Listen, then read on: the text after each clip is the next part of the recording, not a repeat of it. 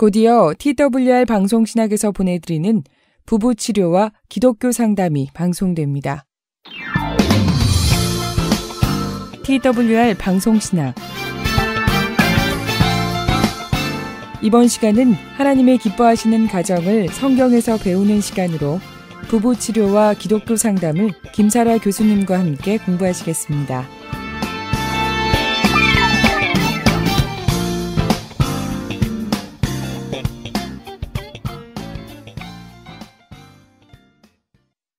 안녕하세요. 사랑하는 동포 여러분. 어느덧 또 한 주간이 지나서 여러분을 또 방송으로 뵙게 되었네요. 네, 한 주간 어떻게 지내셨어요? 많이 힘드셨죠? 겨울이 아무리 추워도 봄은 온다라고 하거든요. 또 그해 겨울이 너무 추우면 그 다음에 봄은 아주 화사하고 따뜻하다고 어떤 시인이 그렇게 말했는데, 혹시라도 여러분의 삶이 아직도 겨울 같다면 머지않아 이제 봄이 올 거니까 조금만 더 기다려보시면 좋을 것 같습니다. 저도 인생의 겨울이 참 깊었던 사람인데 그 겨울이 깊었던 만큼 인생의 봄이 너무나 화사하고 화창해서 정말 가슴 벅차서 하나님께 감사드릴 때가 많거든요. 우리 한번 그 봄을 우리 기다려봐요. 잠시 기도드리고 시작하겠습니다. 사랑의 하나님 아버지 감사합니다. 우리들의 삶 속에 늘 임재하여 주셔서 우리가 미처 모를 때도 하나님은 항상 함께 계셔 주시고 어려운 일 있을 때마다 늘 응답해 주시는, 그래서 참으로 인격적으로 저희와 함께 하시는 하나님을 생각할 때 감사드립니다. 하나님 아버지, 오늘도 방송을 통해서 북한 동포 여러분들과 함께 이렇게 하나님 만나게 해주셔서 감사합니다. 오늘도 방송을 통해서 은혜의 시간이 될 수 있도록 도와주시고 또 위로의 시간이 될 수 있도록, 소망의 시간이 될 수 있도록 주어 도와주옵소서. 하나님 아버지, 이제 무엇보다도 어떤 어려운 환경에서라도 부부가 서로 사랑하며 가족이 서로 사랑하며 살아갈 수 있도록, 그래서 그 어려움을 함께 이겨낼 수 있도록 주어 도와주옵소서. 그러기 위해서 이 방송이 치유와 성장이 되는 방송이 될 수 있도록 도와주옵소서. 하나님 아버지, 이 방송을 위해서 애쓰고 섬기시는 많은 분들에게도 하나님께서 은혜를 더딥혀 주시고 온전히 주님 앞에 의탁하옵고 예수님 이름으로 기도드리옵나이다. 아멘. 여러분, 이제 어느덧 이제 강의가 종반에 접어들었네요. 네, 오늘하고 다음 주 한 주는 이제 마무리하는 그런 시간으로 부부관계에 대한 성경적 관점이라는 그런 주제를 가지고 강의를 하고자 합니다. 이제 여러분께서도 성경을 많이 읽으셨기 때문에 그 결혼에 대한 성경적 근거에 대해서 많이 아실 거라고 생각합니다. 그 하나님께서 아담을 만드시고 또 아담에게 하와를 인도하시면서 이런 말씀들을 하시죠. 사람이 독처하는 것이 좋지 못하니 내가 그를 위하여 돕는 배필을 지으리라. 하나님께서 그렇게 말씀하시잖아요. 그래서 아담을 잠들게 하시고 아담에게서 취한 갈빗대로 여자를 만드시고 또 아담에게 이끌어 오시죠. 그러니까 아담이 아름다운 하와를 보고 이는 내 뼈 중에 뼈요 살 중에 살이라. 그러면서 여자라고 이름을 지어주죠. 자, 내 뼈 중에 뼈요 살 중에 살이라. 이건 굉장한 고백이죠. 정말 아름답고 굉장한 고백이에요. 여기서 좀 더 집중적으로 생각해 볼 것은 돕는 배필입니다. 이 돕는 배필은 성경의 시편 121편 2절이나 시편 70편 5절에 하나님은 우리의 도움이시오, 또는 우리의 도움이 여호와께로 온다. 이런 그 도움이라는, 우리의 도움이라는 그런 하나님에 대한 말씀들이 있습니다. 그 도움과 돕는 배필은 돕는 것은 같은 단어입니다. 이런 걸 볼 때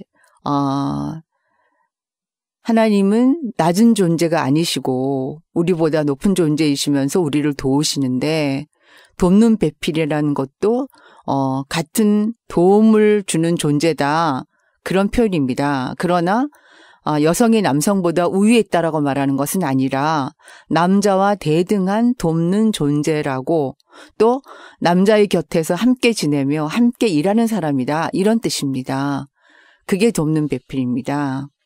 자, 그래서 결혼의 목표는 그 돕는 배필을 통해서 서로 도와주면서 서로 완성된 인격체를 만든다는 의미가 여기에 있습니다. 자, 그러면 돕는다는 것은 구체적으로 어떤 것인가? 상대방을 있는 그대로 받아들인다는 것을 전제로 합니다. 있는 그대로라는 것은 상대방의 장점과 단점을 모두 그대로 수용하는 것입니다. 나는 저 남편의 장점은 내가 너무 좋아하지만 단점은 너무 싫어. 그래서 단점이 보일 때마다 그를 고치려고 하는 것은 돕는 배필이 아닙니다. 있는 그대로 보아주는 것이, 그리고 실망하지 않습니다. 돕는 배필은. 왜냐하면 부족한 점을 볼 때마다 내가 저 부족한 점을 채워줘야 되는 사람이구나. 내가 할 일이 참 많구나.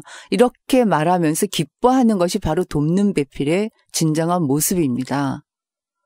그런데 이 원리를 잘 모르시는 아내들은 남편을 돕는다는 것이 오히려 남편을 고치려고 지나치게 자꾸 얘기를 하고, 나중에는 왜 빨리 고치지 않느냐고 비난하게 되고, 단점을 지적하다 보니까 어느새 남편의 장점은 없는 것처럼, 그렇게 될 때 부부 사이가 갈등이 일어나고 나중에는 그것으로 인하여 부부가 아주 헤어지게 되는 그런 일이 일어납니다. 우리가 좀 더 심하게 말하면, 장점은 너무 좋아하고 단점은 너무 싫어한다면 달면 삼키고 쓰면 뱉는 그런 모습과 다를 바가 없다라고 생각할 수도 있겠죠. 달고 쓴 것 우리 모두가 다 함께 그 맛이 달콤 쌉싸름한 맛이 아닐까요? 달콤 쌉싸름한 맛은 초콜릿 맛이라고도 합니다. 그래서 사랑을 하는 사람들 또는 사랑하고 싶은 사람에게는 초콜릿을 선물을 하는데, 그 초콜릿은 달콤한 맛만 있는 것이 아니라 쌉싸름한 맛도 있기 때문에 달콤 쌉싸름한 맛으로 사람들은 초콜릿을 참 좋아합니다. 그럼 이것을 사람으로 한다면 장점은 달콤한 것이고 단점은 쌉싸름한 것이라면 그 두 가지가 다 어우러질 때 진정한 그 맛이 나오지 않을까 하는 생각이 듭니다. 자, 어떠세요, 여러분? 이제 오늘 돕는 배필이라는 의미가 어떤 것인지 잘 들으셨을 거예요. 이 방송을 듣기 전에 여러분은 돕는 배필이 아니라 바라는 배필로, 고치려고 하는 배필로 사셨다면 용서해 드릴게요. 왜냐하면 몰랐으니까요. 그런데 이 강의를 듣는 오늘부터는 여러분 이제 아셨잖아요. 돕는 배필은 고치려고 하는 것이 아니라 있는 그대로 수용해주고 기다려주고 또 그 부족한 부분을 채워주려고, 그렇게 그것도 기뻐하는 마음으로 있는 것이, 곁에 있어주는 것이 돕는 배필이다라는 걸 아셨잖아요. 이것이 이렇게 하면 정말 돌을 닦는다 그렇게들 얘기하는데 그렇지 않습니다. 이런 마음을 갖고 있으면 상대방이 편한 것보다 이런 마음을 갖고 있는 여러분이 마음이 더 편합니다. 기다릴 수 있습니다. 그래서 고린도전서 13장의 사랑장은 기다림이란 말을 많이 표현합니다. 그래서 사랑은 오래 참고, 사랑은 모든 것을 참고, 사랑은 모든 것을 믿고 바라고 견딘다. 큰 틀에서 보면 이렇게 세 부분으로 나눌 수 있습니다.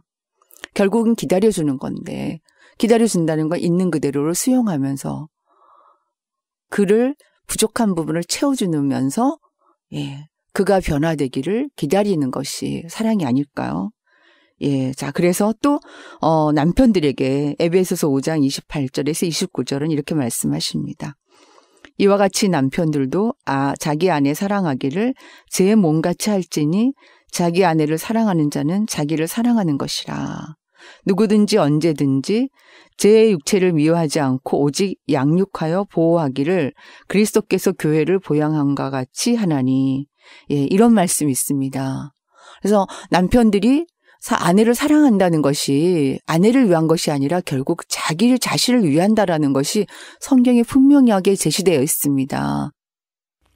당신의 삶을 변화시키는 TWR 북방선교 방송.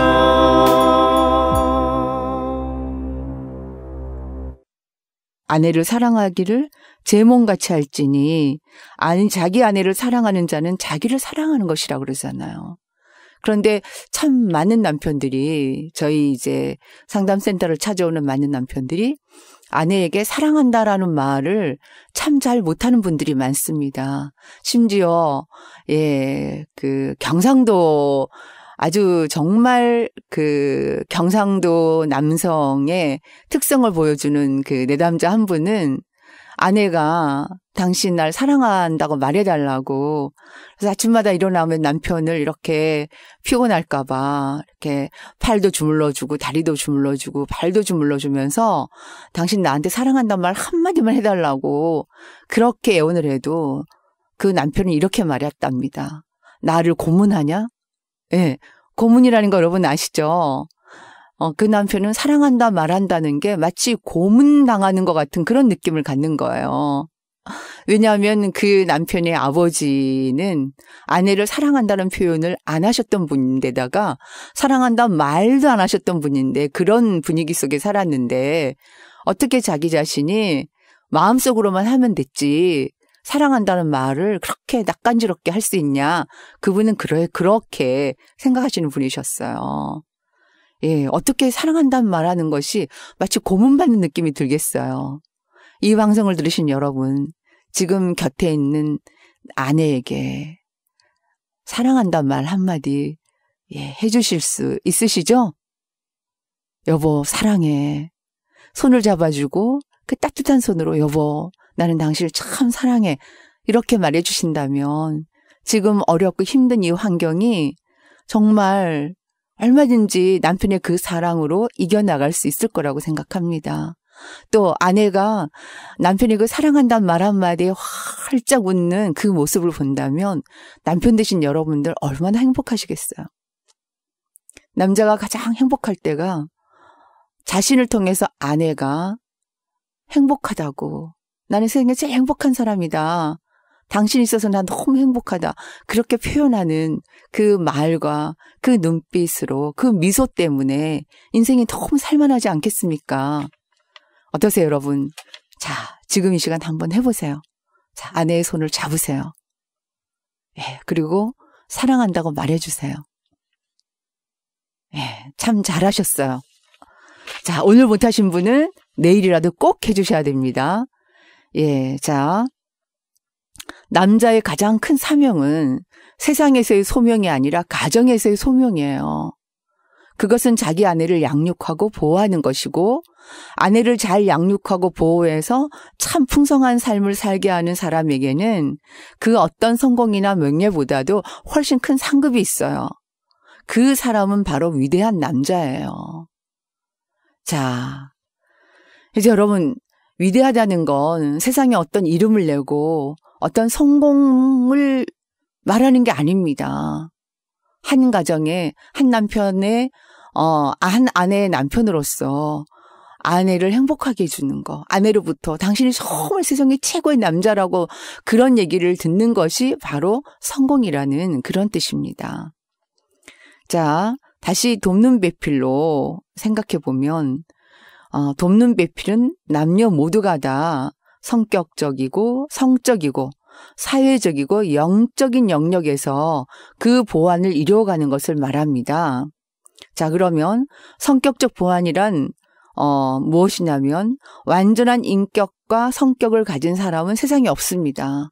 누구나 다 약점이 있기 마련이기 때문에 그 약점으로 인하여 자기중심적이 될 때도 있습니다.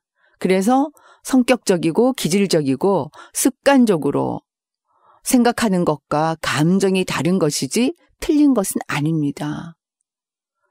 따라서 그 배우자의 있는 그대로를 수용하고 받아들이는 것이 성격적 보완입니다. 자, 두 번째, 성적인 보완은 성적인 연합이란 각각 하나의 성을, 한 가지의 성을 가진 남자, 여자가 만나서 서로 결합하는 것을 말합니다. 그래서 남편의 몸은 아내가, 또 아내의 몸은 남편이 주장할 수 있도록 하나님께서 허락하신 것입니다. 그래서 각자는 자기의 뜻대로 자신의 몸을 주장할 수가 없습니다. 서로의 성적 갈망과 욕구를 오직 사랑 안에서 채워주며 만족시키되 주장하는 자세가 아니라 섬기는 자세가 되어야 한다는 겁니다. 성적인 관계에서도 자기 자신의 만족만을 생각하고 남편이나 아내의 그런 만족에 대해서는 관심 갖지 않고 스스로만 만족하고 끝난다면 너무나 이기적이고 하나님께서 부부의 성적인 그 보완에 대해서 말씀하시는 것을 어긋나게 그 명령을 어기는 거다. 그렇게 생각하실 수도 있습니다. 또 때로는 자신이 화가 난다고 배우자의 그런 성적인 욕구를 무시하고 가볍게 여기는 것도 자기의 몸을 자기 마음대로 주장하는 것과 다름이 없습니다. 또한 남편인 경우에 아내가 육체적으로 아주 약해 있거나 병이 들었거나 심리적으로 힘들어 있을 때는 아내를 배려하는 마음으로, 아내를 위하는 마음으로 성적인 욕구를 강하게 주장해서도 안 된다고 말할 수가 있습니다. 왜냐하면 아내가 아프고 정서적으로나 신체적으로 힘들다면 그거는 남편 역시도 힘들어할 수 있는 부분이기 때문에 아내의 아픔과 상관없이 본인의 욕구를 채워서도 그거는 이기적인 사람이고 자기 만족을 추구하는 데만 열중하는 사람으로 그거는 아내를 사랑하지 않을 뿐더러 자기 자신을 사랑하지 않는 사람입니다. 자, 그 다음에 사회적인 보완으로 하면 경제적인 면도 포함합니다. 또한 부부가 주위 사람들의 의견을 어떤 문제에 있어도 참고 하되 독자적으로 의사를 결정할 수 있어야 하지만 여기에서 부부가 함께 합의하여 최종적인 의사결정은 부부가 합의하되 그 중에서도 남편의 우선권을 허락하는 것입니다. 만약 남편이 병리성이 있거나 어떤 부분에서 치명적인 약함이 있다면 두 부부가 서로 합의하여 아내가 결정권을 가질 수는 있습니다. 그러나 건강한 남편이라면 부부가 함께 합의하되 결정도 함께 하되 결정권은 남편이 있다. 그렇게 생각해 보시면 좋겠습니다. 자, 그래서 행복한 결혼 생활을 위한 가장 중요한 원리는 돕는 배필의 마음을 사는 것입니다. 아내는 남편의 마음을 사로잡아야 하고 남편은 아내의 마음을 사로잡는 것이 이것이 행복한 결혼 생활을 하는 원리이고 또 결혼한 부부의 99%가 돕는 배필이 아니라 바라는 배필로 결혼하는 것을 볼 수 있습니다. 자, 이런 결혼은 도우려고 하는 결혼이 아니라 내 상대방이 나를 도와주기만을 바라는 그러한 바라는 배필로 결혼하는 거기 때문에 자신이 원하는 만큼 배우자가 도와주지 않으면, 돕지 않으면 불행감이 느껴지고 화가 나고 또 자신은 돕지 않고 일방적으로 배우자가 도와달라고만 그렇게 주장하기 때문에 이제 부부 문제는 갈등이 시작이 된다고 할 수 있습니다. 필요에 꼭 맞춰져 있는 사람이란 돕는 배필을 영어로 표현하는 겁니다. 이것은 자신의 삶 속에서 다른 사람이 필요하다는 사실을 알려주는 하나님의 메시지입니다. 즉, 나에게 꼭 맞춰져 있는, 나의 필요에 꼭 맞춰져 있는 사람이라는 것이 영어로 돕는 배필이란 뜻입니다. 자, 어떠세요, 여러분? 여러분은 돕는 배필로서 결혼을 하셨나요? 아니면 바라는 배필로 결혼하셨나요? 혹시라도 여러분의 마음속에 곁에 있는 아내나 남편에 대해서 늘 만족과 감사함보다는 늘 불만과 불평이 많았다면 여러분은 너무나 안타깝게 돕는 배필로서의 결혼이 아니라 바라는 배필로서의 결혼을 했다는 사실입니다. 앞으로 여러분은 어떤 변화가 필요할까요? 볼 때마다 상대방의 단점과 부족한 점이 볼 때마다 화가 나고 짜증이 나고 고치려고 하는 것이 아니라 내가 저 사람의 저 부족한 부분을 돕기 위해서 하나님이 나를 돕는 배필로 세우셨지. 내가 저 부분을 채워줘야 되겠구나. 내가 저 부분을 채울 수 있어서 참 기쁘구나. 그렇게 생각하고 배우자를 바라본다면 여러분은 그때부터 행복한 사람이 될 것입니다. 항상 선택은 여러분의 몫입니다. 성경에 우리를 위한 말씀이 얼마나 많이 있습니까? 그런데 그것에 대해서 지키고 지키지 않는 것은 우리들의 선택입니다. 하나님은 인간에게 자유의지를 주셨고 때로는 더 이상 기다릴 수가 없고 우리를 위해서 하나님께서 간섭하셔야 되겠다. 그러면 강압적으로도 사랑으로 강압적으로 하시지만 하나님은 항상 우리의 선택을 존중하고 기다려 주십니다. 잠시 쉬었다가 다시 시작하겠습니다. 찬양 한 곡 들으시고 계속하겠습니다.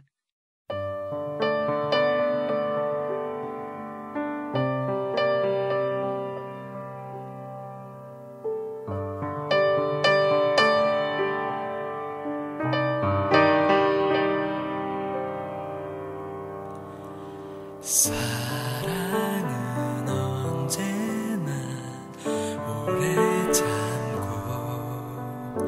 사랑은 온유하며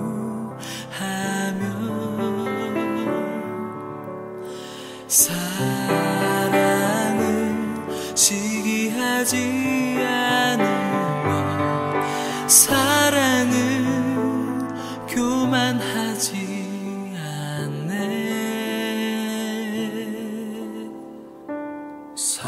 사랑은 헛되이 행치 않고 자기 위해 살지 않고 사랑은 화내지 않으며 사랑은 기쁨을 주네 사랑은 모두 나눠주는 것 사랑은 아낌없이 주는 것 사랑은 친구 위해 목숨을 버리는 것 사랑은 주님의 마음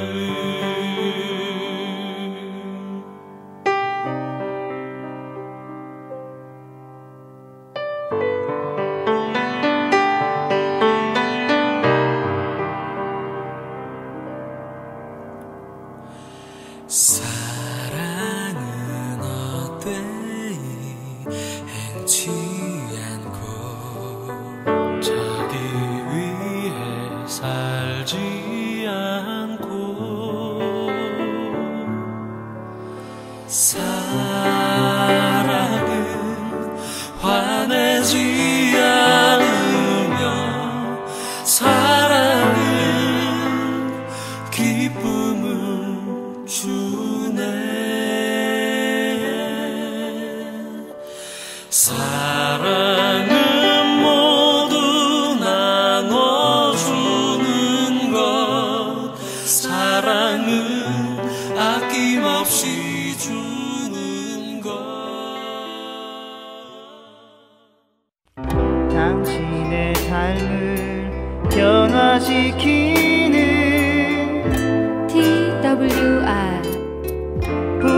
선교 방송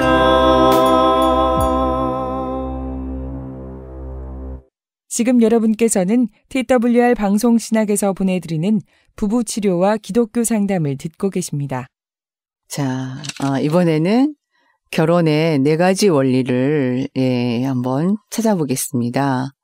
자, 여러분이 너무나 잘 알고 계시는 성경에서 결혼의 4가지 원리가 나타나는데요.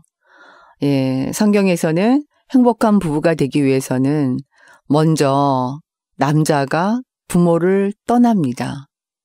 그래서 아내와 연합하여 둘이 한 몸을 이루고, 그래서 두 사람의 관계에서는 벌거벗고 살도록 허락하셨습니다. 자, 창세기 2장 24절에서 25절 말씀에 이러므로 남자가 그 부모를 떠나 그 아내와 연합하여 둘이 한 몸을 이룰지로다. 아담과 그 아내 두 사람이 벌거벗었으나 부끄러워 아니하니라. 이렇게 아주 자세하게 표현되어 있습니다. 자, 그럼 여기에서 결혼의 4가지 원리를 찾아보면 먼저 독립을 합니다. 독립이라는 것은 떠나는 건데 남자가 부모를 떠납니다. 두 번째는 연합인데 아내와 연합하여, 이것이 연합입니다. 그 다음에 세 번째는 하나됨의 원리인데 이 하나됨은 둘이 한 몸을 이루는 것이 하나됨입니다. 자, 마지막으로 친밀함의 원리는 두 사람의 관계에서는 벌거벗고 살도록 허락하셨습니다. 세상에 벌거벗고 함께 있을 수 있는 관계는 정말 그보다 더 친밀한 관계가 어디 있겠습니까? 그런 얘기들이 있습니다. 어떤 남자가 가진 것이 없는 남자인데 결혼 조건으로 가진 것이 없어서 자기가 사랑하는 그 여자에게 청혼을 했는데 그 여자는 청혼을 받아들여서 아내가 되겠다고 했지만 그 여자의 부모님을 만나기에는 너무 자신감이 없었습니다. 이 남자가. 그래서 가진 것도 없고 또 뭐 뚜렷하게 드러낼 만한 것도 없고 그래서 이 사람이 생각을 했답니다. 가장 그 편안하게 만날 수 있는 장소가 어딜까? 그렇게 생각했는데 여러분 어디겠어요? 이 가진 것 없고 내놓을 거 없는 이 남자가 그 여자의 부모는 만나야겠는데 특히 여자의 아버지를 만나야 되겠는데 남자 대 남자끼리 만나서 허심탄회하게 얘기하면서 나는 가진 건 없지만 내 미래는 정말 열심히 노력해서 따님을 행복하게 해줄 수 있는 사람이다 라고 자신 있게 말할 수 있는 장소가 어딜까 생각했답니다. 여러분 어딜 것 같아요? 바로 목욕탕입니다. 목욕탕에서는 뭐 의복이 멋있는 것도 필요 없고 멋지게 꾸밀 것도 아무 필요도 없고 그렇지 않겠습니까? 그래서 목욕탕에서 만나서 그렇게 솔직하게 얘기했다라는 그런 아주 에피소드가 있는데 그래서 그 여자의 아버지도 이 씩씩한 청년에게 놀라서 딸을 남편에게 그 남자의 아내로 허락을 했다. 이런 일화가 있습니다. 그래서 정말 친한 사람이 아니고는 함께 모욕하러 가기가 어렵지 않습니까? 동성끼리도 남성과 남성끼리, 여성과 여성끼리도 그래서 공중목욕탕에 혹시라도 처음에 따로따로 갔는데 거기서 아는 사람 만나면 서로 이렇게 모른 척 해주면서 얼른 이렇게 비켜져 나오는 게 그게 예의라는 얘기도 있습니다. 그런데 어머 누구냐고 여서 만나냐고 막 큰 소리로 얘기를 하고 그럴 때 상대방이 너무나 창피하고 막 그 벗은 몸을 보여준다는 어떤 수치스러움 때문에 꺼리는데 그것도 모르고 막 그렇게 반가워하는 것도 예의가 아니다. 그런 그 얘기도 있습니다. 자, 여기에서 결혼의 4가지 원리는 독립하는 것고 그 다음에 연합하는 것, 그 다음에 하나됨이고 친밀함입니다. 남자가 부모를 떠난다는 게 이제 심리적으로도 떠나고 경제적으로도 떠나고 부모에게 의존하지 않는 것이 독립인데 우리나라 예전에 남성들은 참 독립을 잘 못한 상태에서 결혼한 것 같습니다. 아내와 결혼했을 때 자신의 어머니가 그 며느리 흉을 하면 이 남편이 너무너무 화가 나갖고 어머니가 그 며느리 흉을 하는 거 듣자마자 자기 방에 가서 아내를 막 혼을 내고 심지어 손찌검까지 하면서 아내의 잘못을 고치려고 했던 그런 예전에 참 미성숙한 모습들이 우리나라 일부분의 남성들이 그런 미성숙함을 갖고 있었습니다. 그런 사람들은 성경에서 말하는 그 독립이라는 결혼의 그 4가지 원리 중에 가장 첫 번째인 그 독립을 하지 않은 상태에서 결혼한 사람입니다. 또 아내 역시도 그 부모를 떠나는 것이 독립인데 결혼하고 나서도 늘 남편 말보다는 부모님 말을, 엄마 말을 더 우선으로 듣고 늘 무슨 일만 있으면 전화해서 그냥 그 남편 흥도하면서 그렇게 하는 것도 좋은 모습이 아닙니다. 그래서 요즘도 이렇게 독립이 되지 않은 남성과 여성이 만나서 결혼을 해서 제일 먼저 하는 게 뭡니까? 니네 집, 우리 집 하면서 막 싸움을 합니다. 예, 서로 그 배우자가 자기 엄마는, 자기 아버지는 뭐 이렇게 서로 얘기하면 마치 자기 자신을 막 비난하는 것 같은 느낌으로 서로의 부모에 대해서 막 변호하고 막 방어하다가 그러는 자기 부모는 어떤데 막 이렇게 하다가 싸움이 일어나서 심지어 심한 경우에는 부모 문제 때문에 갈등이 일어나서 이혼하는 경우도 있습니다. 그래서 이런 사실을 들은 양가 부모들은 오히려 그게 무슨 소리냐, 그럴 수도 있지 하고 오히려 이해를 시키고 그것 때문에 막 싸움을 하는 자녀들을 오히려 잘 타일러서 그렇게 하지 못하도록 이렇게 떠남의 원리를 알려주면서 이해를 시켰다면 그렇게까지 악화되진 않겠죠. 그런데 그런 얘기를 들었을 때 오히려 화를 내면서 불난 집에 부채질하는 것 같은 기름을 붓는 그런 일들로 인하여 부부가 결국 이혼하는 경우도 있답니다. 자, 두 번째로 아내와 연합하여 떠나지 않고는 연합이 안 됩니다. 남자가 자기 엄마와 떠나지 않았으면 엄마와 연합합니다. 아내보다 엄마를 더 좋아하고 아내보다 엄마 말을 더 잘 듣게 되기 때문에 떠나지 않으면 연합을 할 수가 없습니다. 자, 둘이 한 몸을 이루고의 하나됨의 원리에서 마음이 하나가 되지 않았는데 몸이 하나가 된다고 해서 진정으로 하나가 되겠습니까? 그렇지 않거든요. 마음이 하나가 될 때 진정으로 몸이 하나가 되면 온전한 하나가 되는데 부모를 떠나지 않은 아내나 남편이 정서적으로 배우자 연합할 수가 없고 또 정말 신체적으로 한 몸은 이룰 수 있으나 마음은 한 몸이 되지 않기 때문에 둘이 함께 있어도 더 많이 외롭고 혼자 있는 그런 느낌을 갖게 됩니다. 친밀함의 원리에서 두 사람의 관계에서는 부모를 떠나지 않은, 독립하지 않는 배우자를 볼 때 소외된 것 같은 느낌이 들고 본인이 방치된 것 같은 느낌이 드는데 어떻게 그 배우자와 함께 친밀함을 나눌 수가 있겠습니까? 참 성경은 저희가 상담 공부를 하면 할수록 성경의 그 모든 말씀들과 모든 그런 예화들은 얼마나 심리학적인 그런 이론들로 구성되어 있는지 깜짝 놀랄 정도입니다.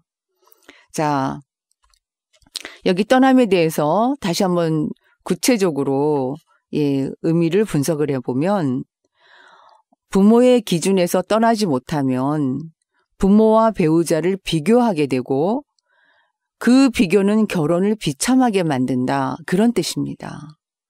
부모의 기준에서 떠나지 못한다면 부모의 눈으로 배우자를 본다는 거죠.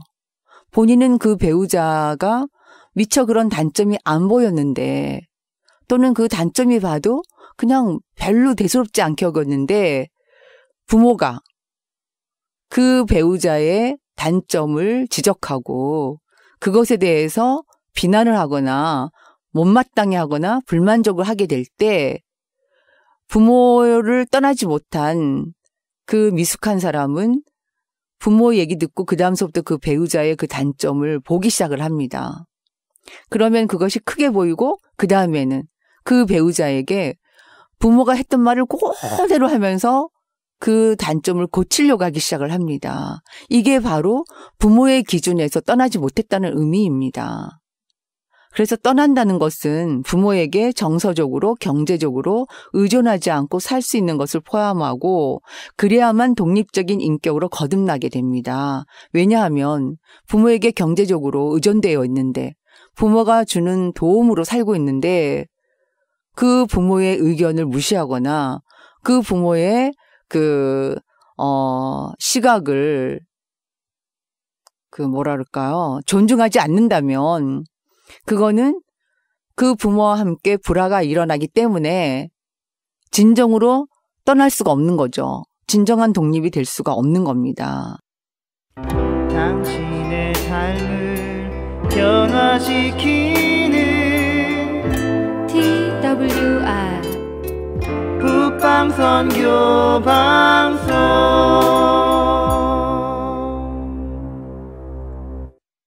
온전한 떠남으로 인하여 독립이 되고 독립적인 인격으로 거듭나게 된다면 이제는 모든 관심사가 배우자여야 합니다. 부모보다 배우자의 관심이 더 많아야 됩니다. 그것은 부모를 버리는 것이 아니라 오히려 배우자와 부모를 똑같이 살리는 것입니다. 마치 생명의 탄생은 탯줄을 끊음으로 시작되는 것과 같습니다. 그래서 부모의 영향을 받았던 영양의 탯줄, 또 결혼 전의 과거의 탯줄, 정서적이고 경제적인 그 부모로부터 연결됐던 탯줄을 끊음으로써 새 생명이 탄생하는 것입니다. 자, 그래서 이제는 부모보다도 배우자가 우선순위가 돼야 되는데 결혼을 했음에도 불구하고 배우자보다 부모가 우선순위인 남편과 아내가 있다면 그때부터 이 배우자는 외롭게 됩니다. 특히 우리나라는 그 남성들이 결혼을 하고도 자기 본가에 대한 책임 때문에 그 원가족에 대한 책임 때문에 결혼 자신을 바라보고 온 아내를 서운하게 하거나 외롭게 하거나 고통을 주는 경우가 많이 있습니다. 그래서 아내들은 항상 남편의 사랑을 특히 시어머니와 나눠 가져야 된다는 그런 그 불만을 갖게 되고 심지어 남편은 아내인 자신보다 어머니를 더 좋아하는데 그러면 왜 결혼을 했냐, 어머니하고 살지, 이런 얘기까지 하게 만드는 것이 결국은 남성이 부모로부터 온전하게 독립이 되지 않았기 때문에, 독립이 되지 않은 상태에서 결혼했기 때문에 아내들에게 그런 고통과 아픔을, 그런 오해를 줄 수 있습니다. 자, 이 방송을 듣고 계시는 남성 여러분은 자신을 한번 잘 분석해 보세요. 본인이 부모로부터 떠난 사람인지, 온전하게 독립된 인격체를 가진 사람인지 잘 분석해 보세요. 아내보다 부모님을 더 생각한다면 여러분은 진정한 효도를 하는 것이 아니라 떠나지 못한 독립된 인격체가 아니라 아직도 미숙한 인격체를 갖고 있는 그러한 부분이 있다라는 것을 말씀드리고 싶습니다. 진정한 효도는 결혼해서 아들, 며느리가 잘 사는 것이 진정한 효도입니다. 그런데 아들, 며느리의 불화를 보면서 아들이 효도만을 받는다, 아들이 효도만을 원한다는 것은 그런 부모도 없겠지만 혹시 그런 부모님이 있다면 건강하지 않은, 심리적으로 건강하지 않은 그런 부모님이라고 할 수 있습니다. 아들, 며느리가 행복하는 것이, 본인들의 행복보다 더 원하는 것이 건강한 부모님이 아니겠습니까? 자, 그래서 이제는 부모님보다 아내가 우선순위여야 된다. 또 아내가 그것이 느껴지도록 그렇게 할 때 그 아내는 그 남편의 부모님을 더 사랑하고 더 진정으로 섬길 수가 있습니다. 왜냐하면 남편이 이렇게 자신을 사랑하는데 남편을 낳아주고 길러주신 그 시부모님이 얼마나 귀한 분들이겠습니까? 그 시부모님이 아니고서는 남편이 세상에 태어날 수가 없고 성인이 될 만큼 양육받지 못했다는 사실을 알게 되기 때문에 남편을 사랑하게 되면 결국은 남편의 부모님은 저절로 사랑하게 되는 거니까 그거는 정말 남편들에게 달려있는 겁니다. 부부가 불화하면서 남편 혼자만 부모님에게 효도하려고 하는 그런 어리석음보다는 부부가 서로 행복하면서 두 사람이 함께 부모님에게 효도하는 것이 훨씬 더 부모님에게 진정한 효도라 그렇게 생각하신다면 이제부터 여러분들은 어떻게 해야 될지 아내가 어떻게 느끼게 만들어야 될지 여러분 이제 결정하셨습니다. 이제 여러분 선택하신 겁니다. 그래서 탯줄을 끊으셔야 됩니다. 그것이 바로 부모님도 살리는 길이고 아내도 살리는 길입니다. 자신도 살 수 있는 길입니다. 또 이제는 자녀 입장에서의 떠남을 한번 보겠습니다. 자, 자녀 입장에서 떠난다는 건 부모에게 효도하는 것과 집착하는 것에 혼동이 있어서는 안 됩니다. 집착과 효도는 분명히 다른 것입니다. 자녀 입장에서 부모를 떠난다는 의미는 부모의 생각, 부모의 견해, 부모의 행동보다는 배우자의 의견을 더 중시하며 무조건적으로 부모에게 의존하는 것을 버리는 것을 의미합니다. 또한 부모의 입장에서 배우자를 보는 시각에서 배우자의 입장에서 부모를 보는 시각으로 바뀌는 것을 의미합니다. 이것은 부모를 배신하고 상처를 주는 것이 아니라 배우자와 함께 부모에게 효도를 하기 위한 것입니다. 부모님의 견해, 생각, 행동, 결정보다는 배우자의 의견을 더 중시해야 합니다. 자, 이거는 여러분들이 사시는 그 곳이나 또 방송을 하고 있는 제가 살고 있는 이 문화에서는 명절 그런 문화가 굉장히 중요하지 않습니까? 또 집안의 큰일, 시댁의 큰일 예, 매우 중요하죠. 그런데 이런 그 명절이나 어떤 집안의 큰일을 앞두고 아내가 너무나 심하게 아프고 병이 들었다면 그래서 시댁에 갈 수가 없다면 아내가 말하기도 전에 남편은 아내에게 내가 우리 부모님께 잘 말씀드릴 테니까 당신은 이번에 집에서 푹 쉬라고 내가 혼자 갔다 오겠다. 아이가 있다면 내가 아이들 데리고 갔다 오겠다. 당신은 그 자리에 쉬어라. 이렇게 말하는 것이 그것이 자녀 입장에서 떠남입니다. 그런데 아내가 너무나 아파하고 힘들어 하는데 남편은 자신의 어떤 책임감, 부모에 대한 효도라는 그런 이름으로 그 아픈 아내를 그렇게 억지로라도 막 끌고 가야 된다. 그런 부담을 주고 데려갈 때 아내는 정말 마음이 많이 외롭고 슬픈 마음이 들 것입니다.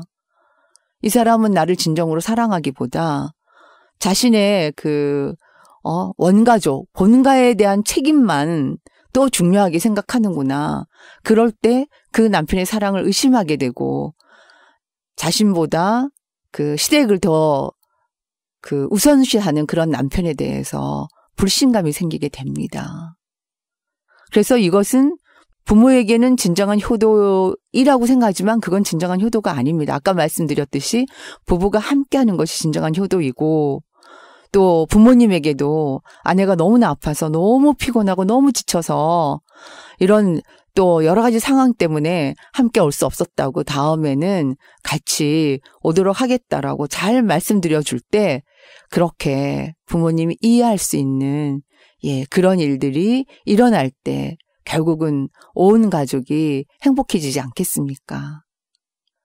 자, 오늘은 여기까지 말씀을 드리고 다음 주에는 부모 입장에서의 떠남, 또한 구체적으로 정서적 떠남, 관계적 떠남, 경제적 떠남과 나머지 연합의 원리와 하나됨의 원리를 나누어 보겠습니다. 다음 주에 다시 만나 뵙겠습니다. 우리들이 하나님 아버지 감사합니다. 오늘 결혼의 그 원리들을 성경에서 많이 찾아보았습니다. 너무나 명확하게 저희들에게 알려주신 그 말씀을 저희들이 미련해서 분명하게 알지 못해서 하나님 오해했던 적들도 많습니다. 우리들의 행복을, 특히 가정의 행복, 부부의 행복을 위해서 이렇게 자세하게 말씀하신 것을 다시 한번 오늘 깨달을 수 있도록 은혜를 주셨사니 감사합니다. 진정으로 떠나지 못한 상태에서 결혼했던 많은 부부가 결혼 10년, 20년, 30년, 심지어 40년이 되어도 여전히 떠나지 못해서 미숙한 상태에서 서로에게 상처 주는 그런 일들이 많았습니다. 하나님 아버지, 오늘 이 말씀들을 서로 깊이 있게 상고하면서 이제부터 진정으로 떠날 수 있도록 도와주시고, 떠났다면 더 행복해지기에 독립된 인격체를 가지고 나아갈 수 있는 그런 부부들이 될 수 있도록 주여 도와 주옵소서. 그래서 하나님이 원하시는 정말 진정으로 행복한 부부가 무엇인지 이 땅에서 맛볼 수 있도록 주여 도와 주옵소서. 그래서 그 부부의 진정한 행복을 알고 정말 하나님과의 하나됨, 예수 그리스도의 신부됨이 어떠한지를 알아가는 저희들이 되기를 원합니다. 감사하며 예수님 이름으로 기도드리옵나이다. 아멘.